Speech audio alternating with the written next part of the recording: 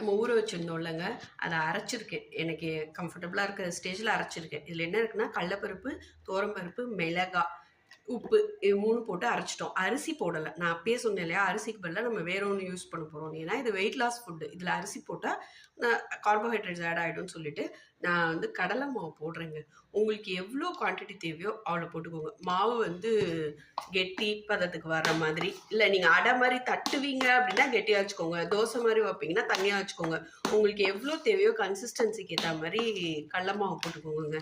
கடல மாவு போட்டுட்டு கிளறிட்டு நம்ம ஆஸ் யூஷுவல் வெங்காயம், கொத்தமல்லி என்ன அரைக்க தேவையோ அதை போடணும். நான் வந்து ஆல்ரெடி தக்காளி போட்டிருக்கேன் அரைக்கும் போது. உங்களுக்கு இஷ்டம்னா அதை போட்டுக்கோங்க. இல்லை உங்களுக்கு தக்காளி உங்கள் வீட்டில் யாரும் சாப்பிட மாட்டீங்கன்னா போடாதீங்க. புளிப்பு இல்லை உடனே வாக்கணும் அப்படின்னா கொஞ்சம் புளிப்புக்கு தயிர் ஆட் பண்ணிக்கோங்க. இல்லைன்னா கொஞ்சம் நேரம் கழிச்சு அடை வார்த்து பாருங்க. அடை சூப்பராக இருக்கும். இது அரிசியே இல்லை.